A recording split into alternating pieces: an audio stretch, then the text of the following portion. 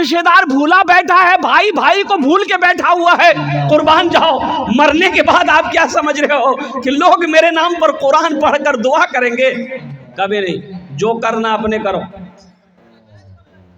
बाप का इंतकाल हो गया, बाप का इंतकाल हो गया, तजीज़ो तकफीन करके आए। बड़े भाई ने छोटे भाई से कहा कि रे बुधवा, अब इधर नाम है बुधवा क्या? जब ये तो तुम हंस लो। यही तो मैं कहना चाहता हूँ ना कि अपने बच्चे को तालीम दो। मौलाना निसार साहब दामद बरकातहू के मदरसे में दाखिला दो बच्चे को, ताकि बच्चे के अंदर में इल्म आ जाए, बच्चा तालीम याफ्ता हो जाए, बच्चा कुरान पढ़ ले। और कुर्बान जाओ, ये बच्चे को कुरान पढ़ा दोगे, अल्लाह कयामत के दिन तेरे सर पे नूर का ताज सजा दे। नूर की ताज सजाएगा अल्लाह तेरे सर पर। कुर्बान जाओ। मैं उस मौजू पर आना चाहता हूँ। तो मैं कह रहा था कि बाप, अब वो बुधवा नाम है कि नहीं है? बुधवा नाम है। अच्छा, किसी का नाम अगर होगा तो देखिए तकलीफ मत मानिएगा।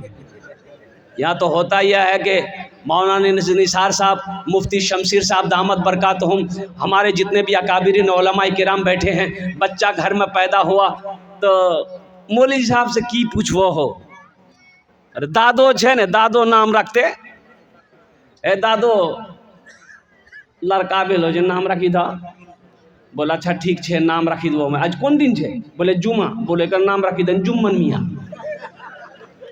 शनिचर शनिचरा, इतवार इतवारी, सोमवार सोमवारी। अब मंगल को बच्चा पैदा हो गया, बोले एक नाम रखी दें मंगरू बजेती डमरू। अब बुध को बच्चा पैदा हो गया, बोले फाइनल नाम, बोले एक नाम रखी दें बुधवा। अब देखिएगा जिसका नाम बुधवा होगा उसको बुलाइएगा, इधर जाएगा उधर। अल्लाह के रसूल की हदीस आपने नहीं पढ़ी? अल्लाह के नबी ने इरशाद फरमाया, अपने बच्चों के अच्छे नाम रखो, नाम का ज़ात पर असर होता है। ये कहाँ, ये कौन बताएगा? बच्चे का अच्छा नाम रखो, नाम का ज़ात पर असर होता है, ये कौन बताएगा? ये चटाई पर बैठकर मदरसा दारुल उलूम सिद्दीकिया नूर नगर राजधानी में चटाई पर बैठकर मौलाना निसार साहब ही बता सकते हैं। ये कॉलेज या यूनिवर्सिटी में पढ़ाने वाले नहीं बता पाएंगे। उसे क्या मालूम? उसे तो खुद पता नहीं है। उसे खुद पता नहीं माँ का मकाम क्या है, उसे खुद पता नहीं बाप का मकाम क्या है। वो तुम्हें क्या बताएगा?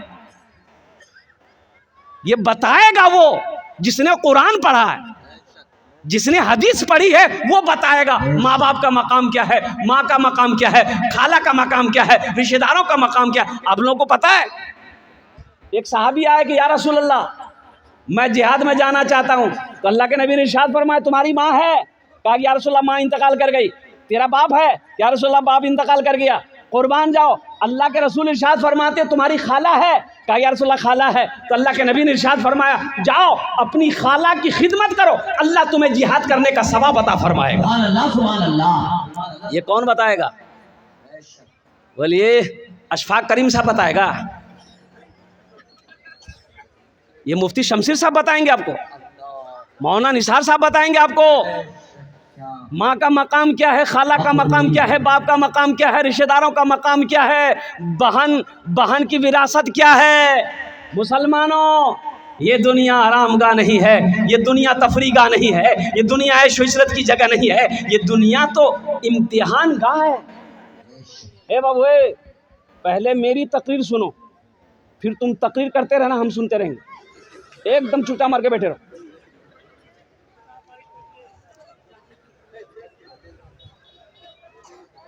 बाप के माल में बहन का हिस्सा है कि नहीं है? अरे बोलो भाई, है कि नहीं है? कितने लोग इस मजमे के अंदर में है जो अपनी बहन का हिस्सा दिए हैं, और कितने लोग इस मजमे में होंगे जो डकार करके बैठा है। बहन का हिस्सा खत्म, चाहे वो औलाद नहीं है। अल्लाह क्या क्या जवाब दोगे हशर के मैदान में? अल्लाह जब पूछेगा, अल्लाह को आप क्या जवाब दोगे? जलसा इस्लाह मुआशरा आप आए हो। ए नौजवानों, किसी के हक को ना मारो, किसी के हक को ना दबाओ। अल्लाह की बारगाह में इसका आपको जवाब देना होगा, जवाब देना पड़ेगा। एक भाई ने 4 बीघा जमीन बेईमानी कर ली। छोटा भाई कमज़ोर था, तो छोटा बोले नहीं भैया जमीन तो छोड़ी न दो, बोले चुप, ये लाठी देखे जे मार वो। अब कमजोर आदमी तो चुप नहीं कह रहा। पूरे मोहल्ले में बेचारा घर घर जाके बोला, यो हमारा भैया को समझाइए ना, वो 4 बीघा जमीन देखिए मेरा दबा लिया है, दे नहीं रहा, कुछ बोलते हैं ना मारता है। तो लोगों ने कहा कि तू पंचायती बैठा, मुखिया को बोला, सरपंच को बोला, प्रमुख को बोला, पूरे मोहल्ले वाले को बैठाओ, पंचायती करो, वो जमीन कहाँ देगा, एकदम देगा।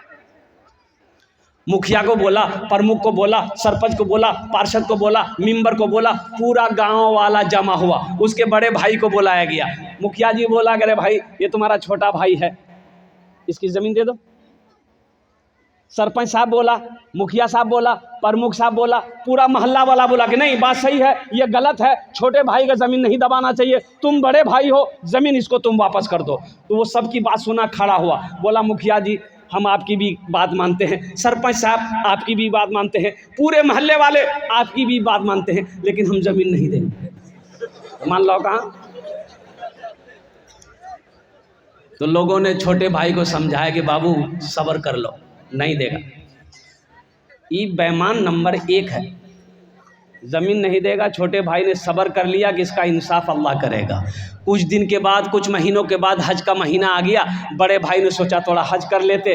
ओहो, हज की पूरी मुकम्मल तैयारी हो गई और कुर्बान जाओ जिस दिन हज में निकलना था, सोचा कि थोड़ा सा हज़रत से मुलाकात कर लें, मौलाना निसार साहब की दुआएं ले लेंगे, अल्लाह वाले हैं, इनकी दुआएं लग जाएगी, हम मक्का मदीना पहुंच जाएंगे, सफ़र आसान हो जाएगा।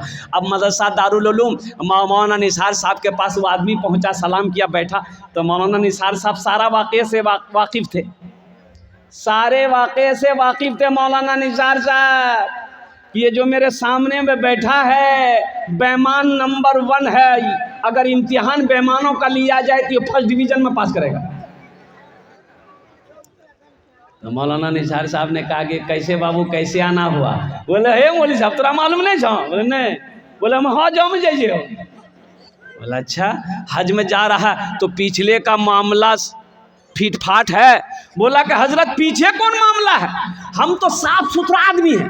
तो मौलाना निसार साहब को मालूम था कि अपने छोटे भाई का 4 बीघा ज़मीन बेईमानी किया है। तो हजरत ने कहा कि अपने भाई के जो 4 बीघा ज़मीन बेईमानी किए हो उसका, बोला अल्लाह हजरत उसी को माफ कराने तो हम जा रहे हैं। माफ होगा? अरे बोलो भाई माफ होगा और कुर्बान जाओ। हजरत ने जवाब दिया कि नादान, अरे तू नादा क्या कहते नाकल है, एक हज नहीं तू 50 हज भी कर लेगा, अल्लाह तेरे हज को उस वक्त तक कबूल नहीं करेगा जब तक बेईमानी की भी ज़मीन अपने छोटे भाई की वापस नहीं कर देगा। इसलिए मुसलमानों, नौजवानों, ये दुनिया तफरी का नहीं है, ये दुनिया आराम का नहीं है, ये दुनिया ऐश व इशरत की जगह नहीं है, ये दुनिया इम्तिहान गाह है। यहाँ इम्तिहान दोगे, इसका रिजल्ट आखिरत में मेरा अल्लाह इनाम अता फरमाएगा, इसका रिजल्ट सुनाया जाएगा, इसका इनाम होगा जन्नतुल फिरदौस। इंशाअल्लाह जन्नत में जाएंगे। हाथ उठाओ इंशाअल्लाह। कहना जन्नत इतना सस्तो है? हाँ है, जन्नत सस्ती है। अल्लाह ने मोमिनों के लिए जन्नत बनाया है, अल्लाह ने मुसलमानों के लिए जन्नत बनाया है। अल्लाह ने जिसने कलमा तैयबा ला इलाहा इल्लल्लाह मुहम्मदुर रसूलुल्लाह पढ़ा है, अल्लाह ने उसके लिए जन्नत में तैयार कर। एक जगह से तकरीर करके उठे, एक आदमी बोले मौलवी साहब रुको, की बात बोले मौलवी साहब जन्नत में बीड़ी मिलते है, बीड़ी? मैंने कहा कि तौबा तौबा। क्या है भाई? बोले कि हजरत क्या करें, आदत बहुत खराब है, हमरो नहीं पिए छे ना, हमरा अच्छा नहीं लगे बीड़ी। तो हमने कहा कि जन्नत में तो बीड़ी पी हो तो जलाने के लिए जहन्नम जाना होगा। बोला बाप, जन्नत में हर चीज मिलेगी, ऐशो इशरत की जिंदगी गुजारनी है तो जन्नत में गुजारना। अल्लाह ताला ने हर नेमत अपने बंदों के लिए जन्नत में तैयार कर रखी है, बस सिर्फ और सिर्फ यहाँ तैयारी करनी है। यहाँ तैयारी यहाँ करनी है, तैयारी यहाँ करनी है। और फिर ऐश ही ऐश है, मजे ही मजे हैं, कुर्बान जाओ। जन्नत में मौत नहीं है, जन्नत में नींद। अच्छा वहां सोना भी नहीं है जन्नत में? अरे बोलो भाई, सोना कब्र में? सोना तो कब्र में। तो कब्र में कौन सोएगा? जो यहाँ जगेगा वो कब्र में सोएगा। जो कब्र में सोने की यहाँ तैयारी करेगा वही कब्र में सोएगा। और जो यहाँ सो के अपनी उम्र गुजार दी, कुर्बान जाओ, तो कब्र में फिर ठोकैया। जन्नत में तो जाएंगे मुसलमान, जिसने कलमा तैयबा ला इलाहा इल्लल्लाह मुहम्मदुर रसूलुल्लाह पढ़ा है वो जन्नत में दाखिल होगा। लेकिन फरिश्ते पहले उसके बदन का मैल छुड़ाएगा,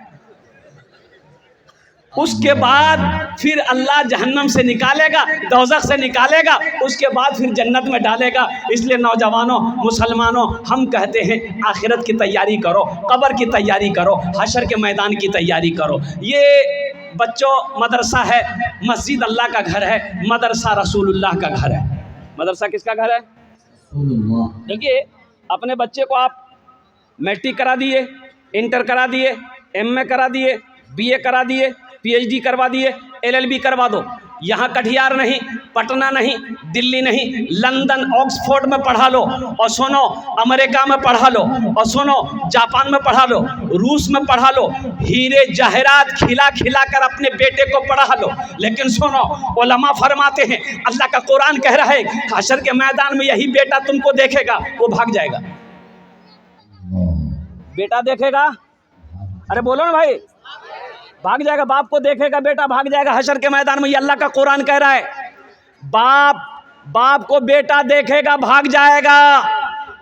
आपने उसे लंदन में पढ़ाया है, अमेरिका में पढ़ाया है, हीरे मोती उसे खिलाया है, लेकिन वो बेटा हशर के मैदान में देखकर भाग जाएगा। लेकिन कुर्बान जाओ, मुझे कह लेने दो, मौलाना निसार की साहब के मदरसे में अगर आपने अपने बेटे को कुरान पढ़ा दिया है, हाफिज कुरान बना दिया है, तो इंशाअल्लाह कसम खुदा की हशर के मैदान में कुरान पढ़ने वाला बेटा भागेगा नहीं, बल्कि हशर के मैदान में आपको ढूंढ कर निकालेगा, अल्लाह के सामने खड़ा होगा। अल्लाह आपके बाप के सर पे नूरानी ताज सजाएगा। नारे तकबीर, अज़मते उलमा जिंदाबाद, अज़मते कुरान जिंदाबाद। हजरत मुआज़ बिन जबल रज़ी अल्लाह ताला अन्हु, ये बच्चे को कुरान पढ़ाया ना, हशर के मैदान धुए, मेरा बाबा कहाँ, मेरा अब्बा कहाँ है, भागेगा नहीं। वो बोले मेरा बाबा कहाँ है, मेरी माँ कहाँ है, कुर्बान जाओ, माँ को लेके आएगा, बाप को लेके आएगा, अल्लाह के सामने खड़ा होगा। अल्लाह मैं तेरे कुरान का हाफिज़ कुरान हूँ, कारी कुरान हूँ, ये मेरी माँ है, ये मेरा बाप है, कुर्बान जाओ, मेरा रब हुक्म देगा फरिश्तों को ताज पहनाओ, इसकी माँ को भी ताज पहनाओ, इसके बाप को भी ताज पहनाओ। और उस ताज के अंदर में कितनी रोशनी होगी। हज़रत मुआज़ बिन जबल रज़ी अल्लाह ताला अन्हु रावी हैं, अल्लाह के रसूल ने इरशाद फरमाया, ए मुआज़ जानते हो उस ताज में कितनी रोशनी होगी? तो सहाबा ने पूछा कि या रसूलल्लाह, मेरे माँ बाप और आप पर कुर्बान कितनी रोशनी होगी, ये आप बताएं। तो अल्लाह के नबी ने इरशाद फरमाया, ए मुआज़, उस ताज के अंदर में जो ताज पहनाया जाएगा माँ बाप को, उस ताज के अंदर में इतनी रोशनी होगी कि सूरज की रोशनी उसके सामने फीकी पड़ जाएगी। तो अहले महशरियो, ए बाबू खामोश हो जाओ, भालो करे बसो बाबू, तुम्हार जन्य आमी दुआ करबो। देखो ये पाक मजलिस है, यहाँ जो दुआ होगी कबूल होगी, और ज़्यादा बदमाशी करोगे ऐसी दुआ कर देंगे बस है। यहाँ ऐसी वैसी दुआ नहीं होगी। एक बुढ़िया रास्ते में गिर गई, एक नौजवान गाड़ी लेके जा रहा था, देखा बुढ़िया गिरी पड़ी है, गाड़ी खड़ी किया, बुढ़िया को उठाया, ए दादी उठ उठ उठ, चोट लगना, उठ उठ। बुढ़िया उठ के खड़ी हुई, बदनहाथ जा रही, बोलिए बेटा जितना जल्दी तुम हमको उठाए ना, हम दुआ करते हैं अल्लाह उतना जल्दी तुमको भी उठा ले। लेकिन दुआ भी एखाने जेटे दुआ होबे कबूल होबे, जेटे दुआ होबे मकबूल होबे। तो हम ये कह रहे थे, हज़रत मुआज़ बिन जबल रज़ी अल्लाह ताला अन्हु ने रिवायत फरमाया कि अल्लाह के नबी ने इरशाद फरमाया, ए मुआज़, उस ताज के अंदर में इतनी रोशनी होगी कि सूरज की रोशनी उसके सामने फीकी पड़ जाएगी। तो अहले महशरियों पूछेंगे अल्लाह के फरिश्ते से, अल्लाह के फरिश्ते से पूछेंगे, ए अल्लाह के फरिश्ते किए जो ताज पहन लो, जो किए जे कोई अंबिया हैं? अल्लाह के फरिश्ते कहेंगे नहीं अंबिया नहीं है। वो कौन है ये? कोई वली है? नहीं वली नहीं है। कौन है? कोई कोई शहीद हैं, इन्हें शहीद भी नहीं है, सालेहीन हैं, सालेहीन भी नहीं, सिद्दीकीन हैं, सिद्दीकीन भी नहीं, फिर कौन है? तो अल्लाह के फरिश्ते जवाब देंगे, ये वो बाप है जिन्होंने दुनिया के अंदर में अपने बेटे को हाफिज कुरान बनाया था, जिन्होंने दुनिया के अंदर में अपने बेटे को आलिम दीन बनाया था। अल्लाह ने उसके बाप के सर पे नूरानी ताज सजाया। अल्लाह सुभान अल्लाह। इंशाअल्लाह अपने बच्चे को कुरान पढ़ाएंगे मेरे भाई। इंशाअल्लाह कितने लोग तैयार? हाथ उठाओ इंशाअल्लाह। इंशाअल्लाह। अरे अपने बच्चे को कुरान पढ़ाओ मुसलमानों, अपने बच्चे को कुरान पढ़ाओ। कम से कम मर जाओगे तो ये बच्चा कुरान पढ़कर अल्लाह की बारगाह में अगर दुआ के लिए हाथ फैला दे, शायद अल्लाह कुरान के सदक़े में आपकी बख्शो मग़फ़िरत फरमा दे। अपने बच्चे को कुरान पढ़ाओ। खैरुकुम मन तअल्लमल कुरान व अल्लमहू। अल्लाह के नबी ने इरशाद फरमाया, तुम में सबसे बेहतर वो है जो कुरान पढ़े, दूसरों को पढ़ाए, जो कुरान सीखे, दूसरों को सिखाए। तुम में सबसे अफजल वो है, अशरफ वो है, बेहतर वो है, अच्छा वो है। यहाँ तो कुछ लोग मदरसों को देख कर कहते थे की जो बोले मदरसा है, बोले ये मदरसा नहीं है, मौलवी से चंदा करे एक जगह से। मदरसे ना हो आप जिंदगी गुजार लोगे? ए बाबू ठीक से बैठो। मदरसे ना हो जिंदगी गुजार लेंगे? आलिम ना हो जिंदगी गुजार लेंगे? मुफ्ती ना हो जिंदगी गुजार लेंगे?